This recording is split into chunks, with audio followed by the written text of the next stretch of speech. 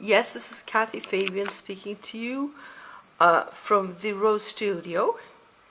It's the 30th of May, just 2 days will start June, and the 21st, the first day of summer, we'll be starting a new exhibition on with a summer motif, or it might be just a permanent exhibition.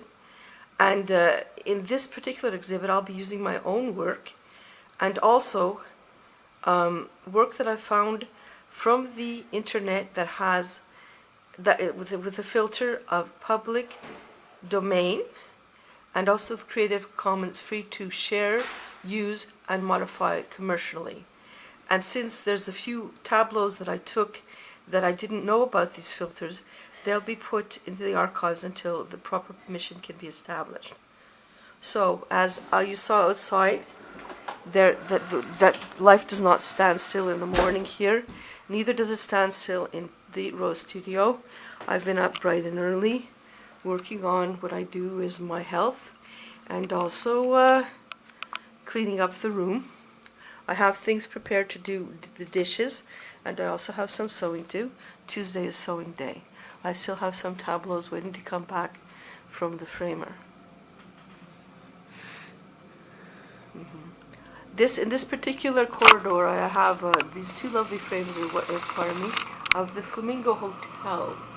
In the Rose Studio, which is not open to the general public, the public that has access to the second floor, I dare to be more liberated. I choose things to put on the wall that are more experimental and also more personal, like the Flamingo portraits. Hotel, more personal, and it is here that I have, there's a picture here of someone who's been pixelated, and it's here that I can comfortably, well semi-comfortably, display my current collection of jewelry as I think of how to market it and how to present it and use it as I do. And plus I have some artifacts left over from the family estate that I inherited. As for the next exhibition, there will be again one part that will be birds that have been taken out that are in the public domain, pictures that are in the public domain or in the Creative Commons free to use, share, and modify commercially. And the second part will be using what I think I'm going to be calling the before posters, which is a series of prints that I'm using from my new printer, an Epson ET40, and I will be making prints on black and white prints on regular paper because I could make a lot of them. It's not that expensive, monetary constraints, and in honor of the beautiful posters that can be done in this genre that I have seen actually a little while ago when I was living in a less nice neighborhood with a very flourishing artistic commercial community. Often they will be done like the posters I saw there that advertised the performing arts, like small performances, often ad hoc.